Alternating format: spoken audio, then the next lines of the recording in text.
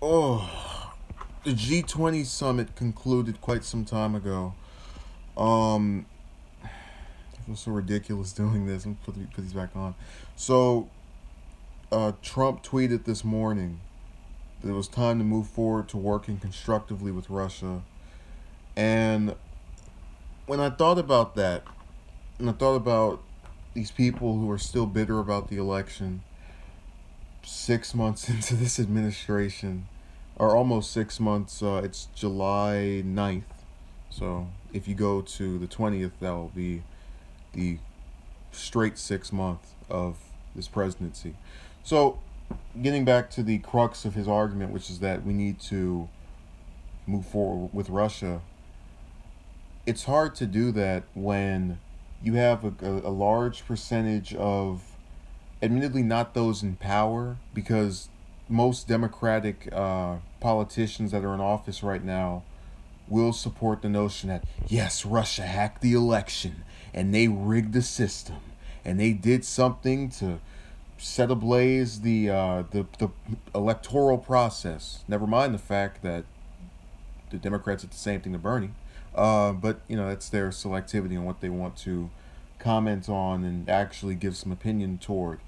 Now, it's going to be hard to bring the relationships between the U.S. and Russia to a level that is satisfactory for both sides because we have to really look at the fundamental differences that we have. And I do think we could have peace, but the problem is that when a politician runs for office now on a national level, they always want that politician to just go up and rebuke the current leader of another country. And that's not exactly, in my opinion, the smartest thing to do when I'm expected as head of state or just leader of the free world, if you manage to win the election, to go and sit around and talk to these people.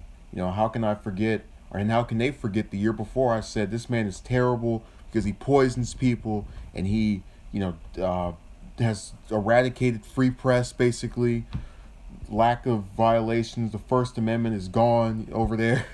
And those are things that I personally am obviously disagreeing with, but it's not smart for you to just have someone repudiate this current world leader, and that's what they wanted Trump to do during the election, and to an extent he refused to do so because he admitted that the U.S. obviously has had its hands dirty at various times throughout our extensive 200 plus years of being in existence, and he's not wrong for that.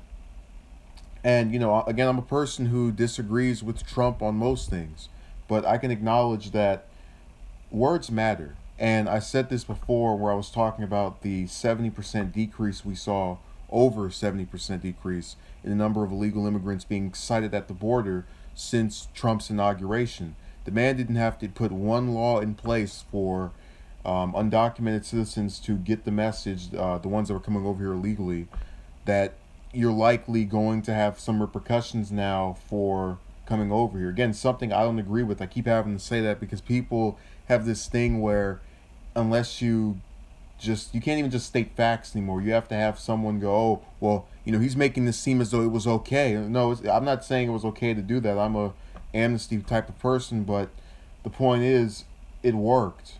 His words alone worked. And you have, going back to Hillary with her calling Putin soulless and then Putin saying that she didn't have a head. Those are things that wouldn't have made a relation between these, the hypothetical Clinton 45 administration that we'll never know about now and Putin work together. That couldn't have processed. And, you also have to take into account North Korea likely would still have issues with America had Hillary won. So you get into this game where these countries, kind of either way, were just going to be at least on neutral or very, I guess, pins and needles type of terms with us. And Trump, again, to his credit, really is not a figure that I believe. I don't think he thinks, and he admitted that he was going to learn things when he got in office. I still don't believe he's ready to go to war. I still don't believe North Korea is even seriously pushing that option. If I remember correctly, it was said that they could fire upon Alaska. Surely they would have attacked us by now if they really wanted it. And why aren't they doing it? Because they know that there is nothing good that can come out of this. You had the Defense Secretary Mattis state several weeks ago that the U.S. likely would win a war, but it would be a costly one. And you have to think to yourself, and this is going to tie back into Russia with the idea that North Korea really doesn't have, there's no extensive history of Trump just going, Kim Jong Un sucks, he's bad, he's terrible, and there's no history of Jong Un talking negatively about Trump in really any significant way. The Putin-Clinton relationship was bad, and it would have been bad going into a presidency.